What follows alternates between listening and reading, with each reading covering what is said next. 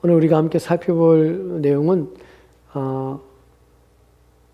그 관원에 대한 청년, 부자, 관원에 대한 이야기 다음에 나눈 내용입니다. 누가복음 18장 24절부터 27절 말씀까지는 부자 청년에 관한 이야기, 사건 이후에 벌어지는 예수님의 말씀입니다. 우리가 먼저 이 흐름을 좀 살펴보는 것이 중요한 줄 압니다. 먼저 살펴볼 것은 우리가 지난번에 한 3주 전인가 4주 전에 제가 부자 청년 관원에 대해서 그의 문제점에 대해서 성경이 뭐라고 말씀하시는가, 예수님께서 뭐라고 말씀하고 있는가 하는 것을 살펴봤습니다. 그 말씀을 좀 더 생각해보고 오늘 우리가 살펴볼 말씀에 좀 들어가도록 하겠습니다. 먼저 누가복음 18장 18절 말씀은 이렇게 기록되어 누가복음 18장 18절 말씀입니다. 같이 읽겠습니다. 시작. 어떤 관리가 물어 이르되 선한 선생님이여 내가 무엇하여 영생을 얻으리까? 아멘.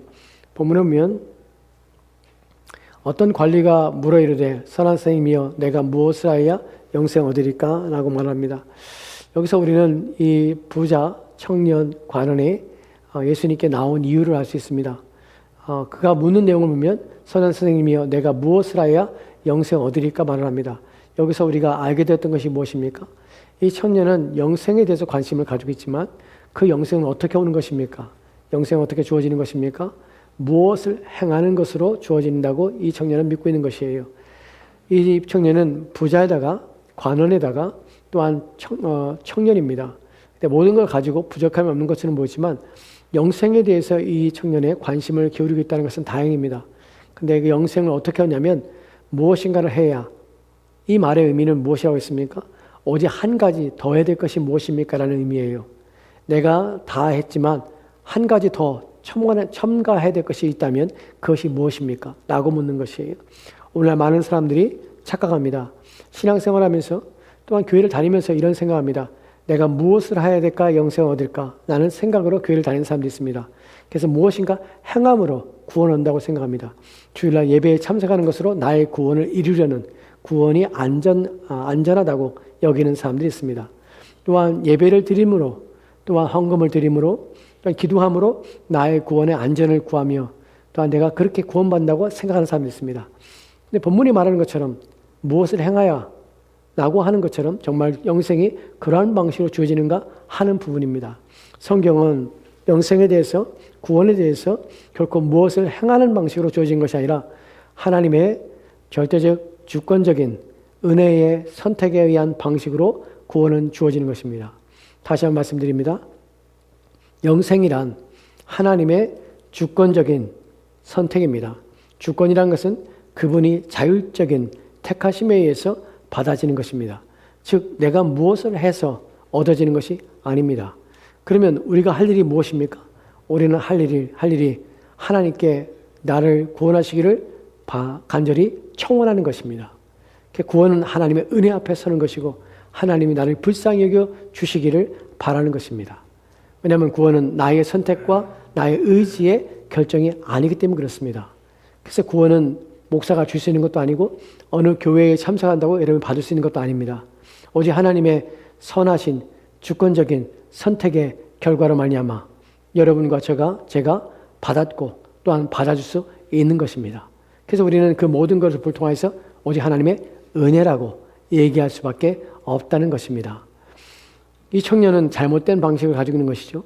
이 청년이 본문에서 무엇을 행해야 될까? 오직 한 가지 더 해야 될 것이 있다면, 내가 이제 더해서 내가 받을 것이 있다면, 이제 내가 필요한 것을 얻기 위해서 해야 될 것이 있다면 그것이 무엇입니까? 말씀하십시오. 내가 그것을 행하겠습니다.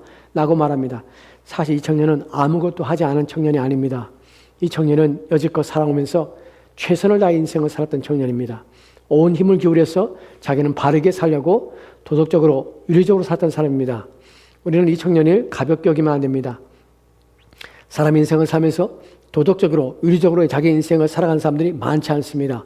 모두가 다 무엇을 통하여 삽니까? 자기의 양심의 기준에 따라 삽니다. 양심의 기준은 무엇을 말합니까? 나의 옳고 그름이 나의 양심의 판단입니다.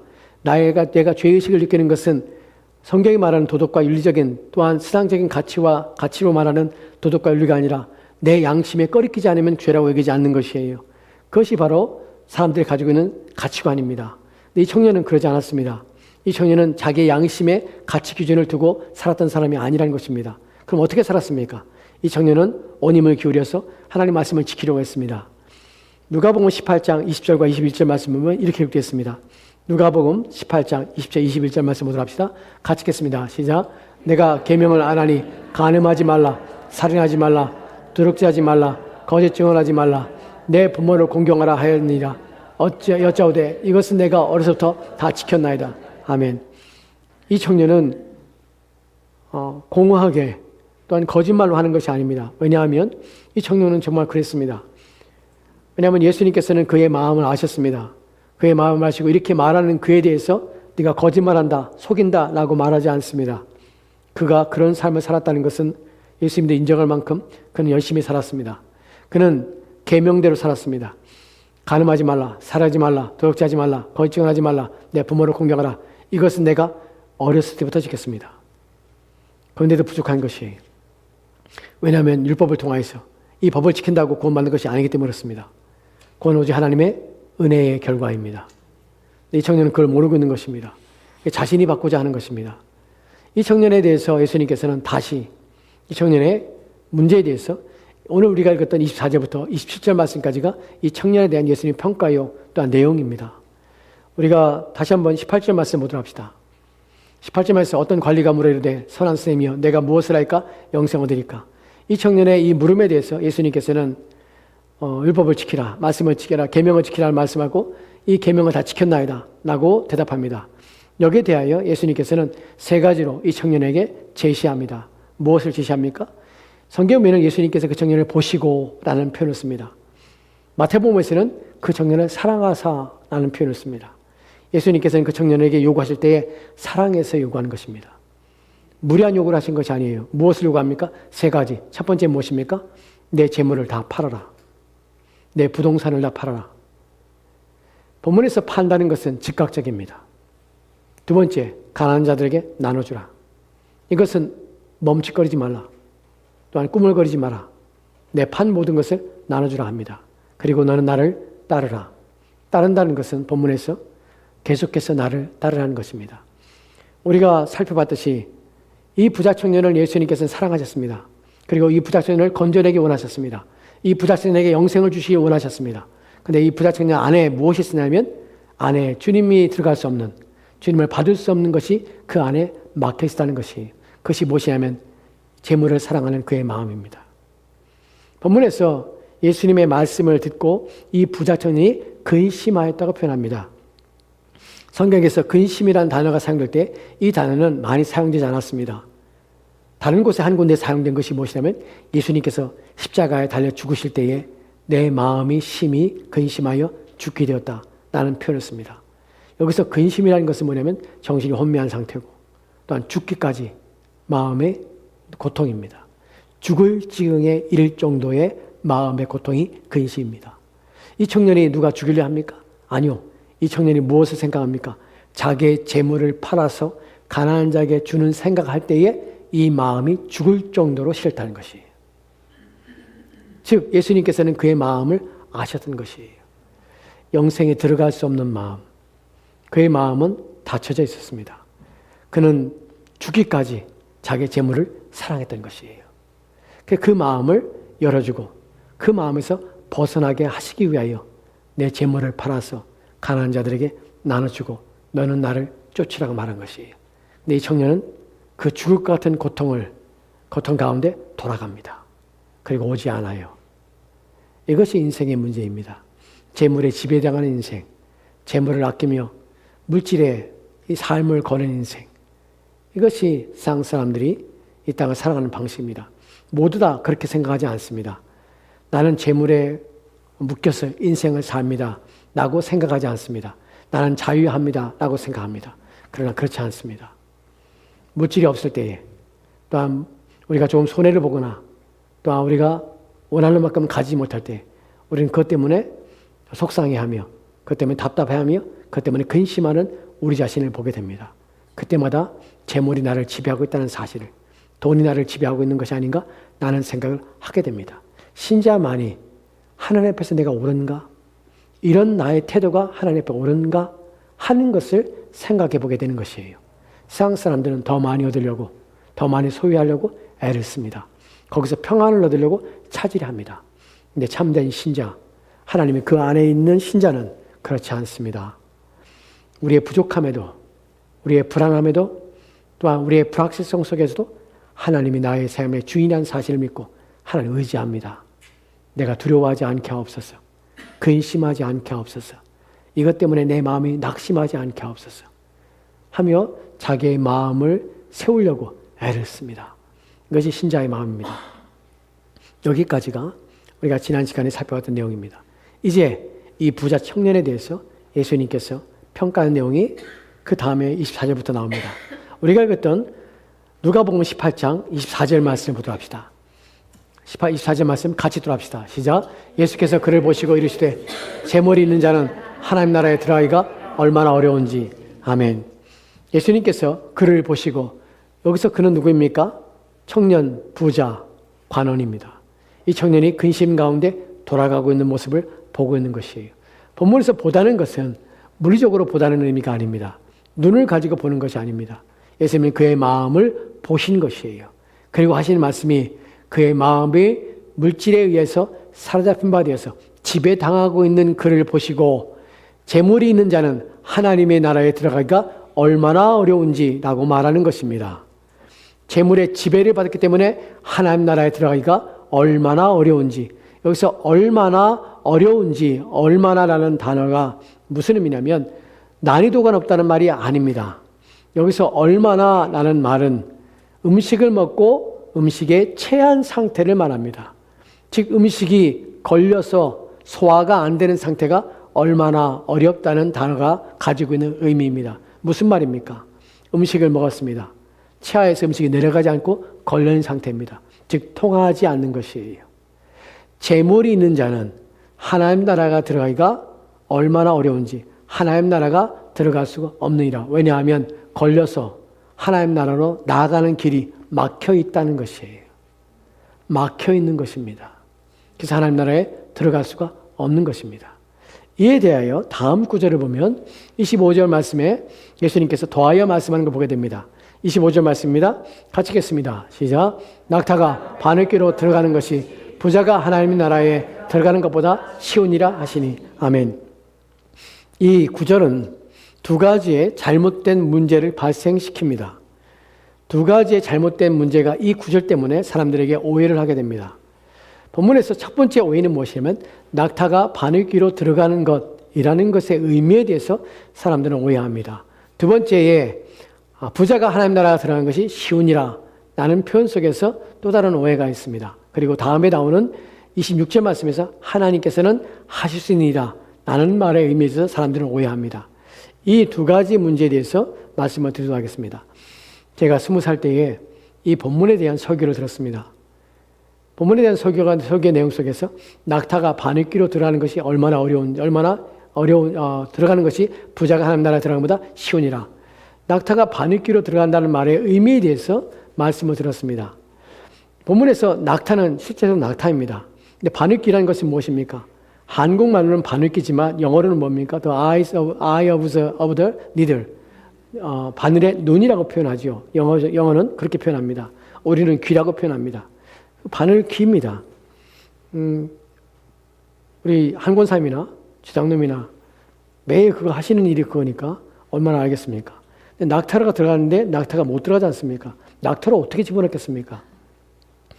본문을 보면 불가능처럼 보입니다. 근데 이것을 가능하게 하는 설교들이 있습니다.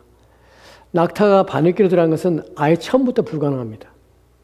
그런데 예수님께서는 그렇게 말씀하신 이유가 낙타가 바늘귀로 들어가는 것이 어려운 만큼 완전히 불가능하고 완전히 할 수 없다고 말하는 것이 아니라 예수님께서는 심히 어렵다 라는 표현을 쓰는 것이다. 낙타라는 단어가 찾아보니까 밧줄이라는 헬라어 단어와 비슷한 발음을 합니다. 그러니까 예전에 어느 사본 가운데서는 낙타라는 단어를 밧줄이라는 단어로 바꾼 사본들이 있었습니다. 그것을 보고 사람들은 생각했습니다. 낙타는 완전히 불가능하지 않습니까? 근데 밧줄 정도는 조금 가능성이 있을까 해서 첫 번째로는 밧줄로 바꾼 것이에요.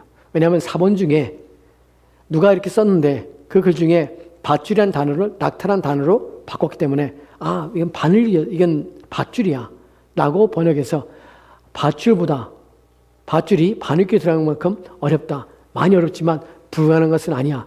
라는 것으로 사람들은 이해했다는 것이 그것이 첫 번째 오해입니다.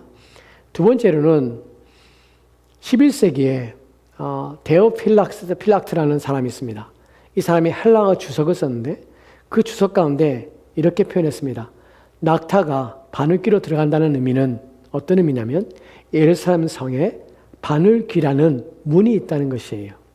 바늘귀라는 문은 너무 작은 문이라 예루살렘 성에 들어갈 때 작은 문인데 낙타가 그 문에 들어가기 위해서는 낙타는 그 등에 있는 모든 짐을 부리고 내려놓고 그리고 무릎을 꿇고 낙타가 그 문으로 간신히 기어서 들어갈 수 있다. 심지어는 낙타의 혹을 잘라서 그래야 낙타가 들어갈 수 있다. 라고 주석을 단 것이에요. 그 주석이 오늘날까지도 사람들의 마음속에 그러한 설교를 하게 합니다. 그래서 이렇게 표현하죠. 여러분 이 말을 듣고 여러분 은혜 받으면 안 됩니다. 낙타처럼 바늘귀로 들어가기 위해서는 예수님께 말씀하시는 내용이 낙타가 바늘귀라는 그 문에 들어가기 위해서 자기의 짐을 내려놓듯이 여러분의 인생의 짐을 다 내려놓으셔야 됩니다. 그리고 낙타가 무릎을 꿇듯이 여러분은 무릎을 꿇어야 됩니다. 주님 앞에 나갈 때. 그리고 무릎을 기어서 주님 앞에 나가야 합니다. 여러분은 낙타가 그 혹을 다 잘라버리듯이 여러분 안에 잘라버릴 내용들을 가지고 잘라버리고 그리고 주님 앞에 나아갈 때 그래야 주님 앞에 나갈 수 있습니다. 그래야 영생을 받을 수 있습니다. 여러분의 짐을 내려놓으십시오. 그리고 여러분의 무릎을 꿇으십시오. 그리고 여러분의 가지고 있는 것 중에 끊어야 될 것, 잘라낼 것, 버려야 될 것을 다 버리고 하나님 앞에 빈손으로 나가십시오. 그래야 주님께서 여러분을 맞이하시며 받으실 것입니다. 그것이 신자요, 그것이 청지기로서 또한 하나님 그리스도의 제자로서 그러한 삶을 사는 것이 마땅합니다. 나는 설교를 가능하게 합니다. 여러분이 만약 제가 앞서 이 말씀에 은혜 받으면 안 됩니다 라고 말하는 것을 빼고 제가 지금까지 말한 것을 가만히 들으면 여러분이 틀리다고 여기는 것이 없습니다. 다 맞는 얘기지 않습니까? 여러분이 가지고 있는 짐을 내려놓으라는 것, 주님 앞에 나갈 때 무릎을 꿇고 나가라는 것, 겸손하라는 것, 또한 여러분의 삶에서 문제가 되고 끊어버릴 것을 끊어버리고 주님 앞에 나가라는 것, 무엇이 여러분에게 걸리겠습니까? 다 하나님 앞에 나갈 때 우리는 그래야 돼 라고 다 동의할 수밖에 없는 것이에요. 근데 왜 그런 말을 할까요? 왜 그런 설교를 할까요? 왜냐하면 본문이 말하는 것을 해석하기 위해서 그래요. 본문이 말하는 것이 예수님의 중심 무엇입니까? 사람은 할 수 없다는 것이에요. 그런데 할 수 있다는 방식으로 만들기 위해서 그런 말을 지어내기 시작하는 것이에요. 그러면 여러분이 그렇게 하시면 여러분이 무엇인가를 하면 여러분이 영생을 얻고 구원함을 얻을 수 있다는 것이에요. 짐을 다 내려놓으면 무릎을 꿇으면 여러분의 것을 잘라버리면 그러면 주님 앞에 나갈 수 있고 영생 얻을 수 있다. 즉 인간적인 노력의 결과로 영생을 받을 수 있다는 사실을 예수님께서 말씀하고 있다고 가르치기 위해서 그런 거짓된 가르침을 통해서 사람들을 현혹시키는 것이에요. 본문은 명확히 말해서 불가능한 것이에요. 아무도 천국에 못 가는 것이에요. 부자는 더더욱 못 가는 것이에요. 여기에 방점이 있는 것이에요. 그런데 오늘날 그런 잘못된 가르침을 통해서 사람들에게 은혜를 받게 해요.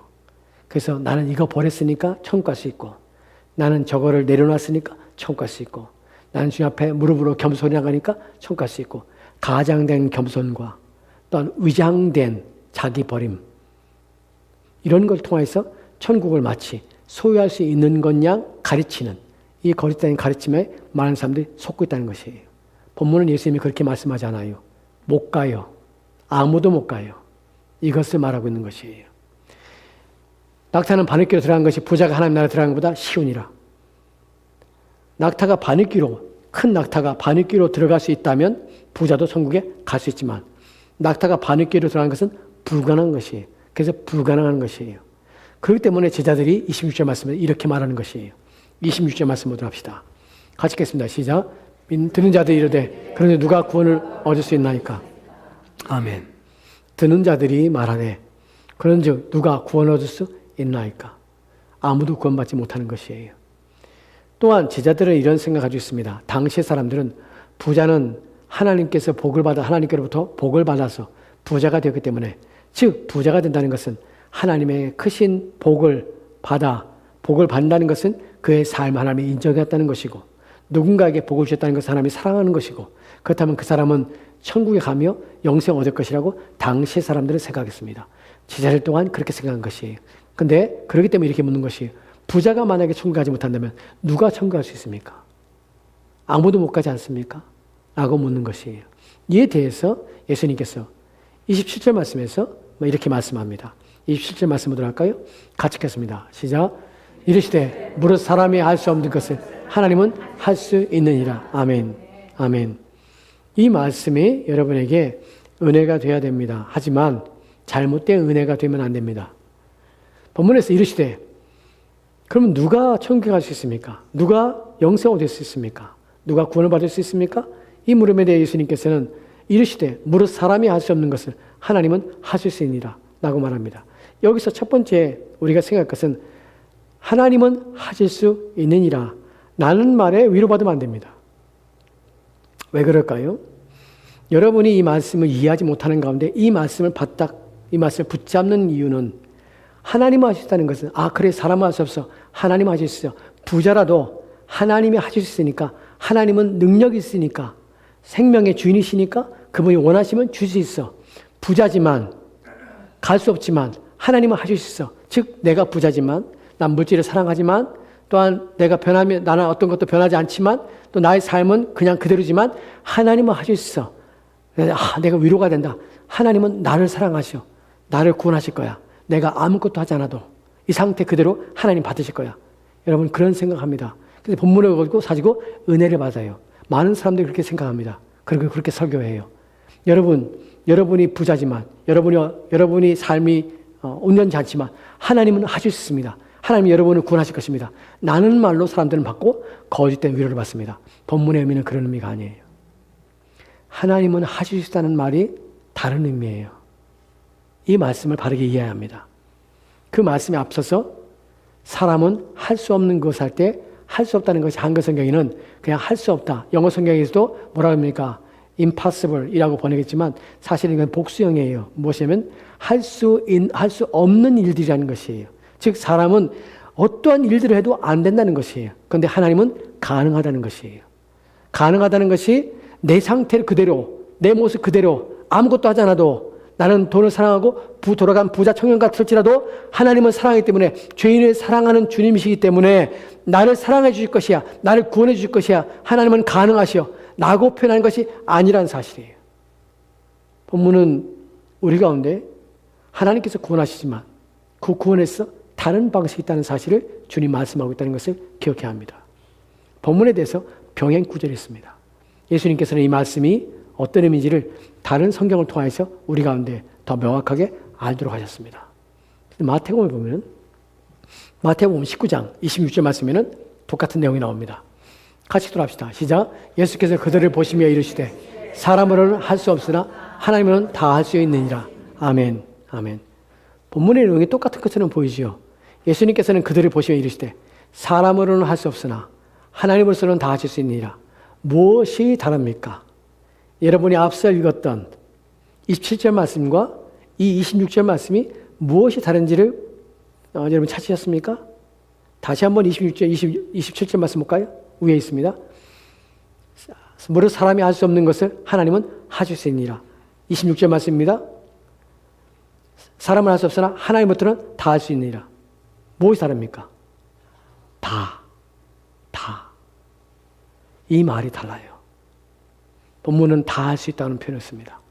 All things. 무슨 말입니까? 부자인 상태로 예수님이 부자 관원을 보시고 그가 포기하지 못하고 죽을 정도의 마음의 고통을 가지고 자기 재물을 의지하며 인생을 살았던 사람입니다. 하나님은 할 수 있다는 것이 그 상태 그대로 내가 그래도 영생을 줄게 라고 하는 것이 아니에요. 다 할 수 있다는 것은 그를 바꾸시는 것이에요.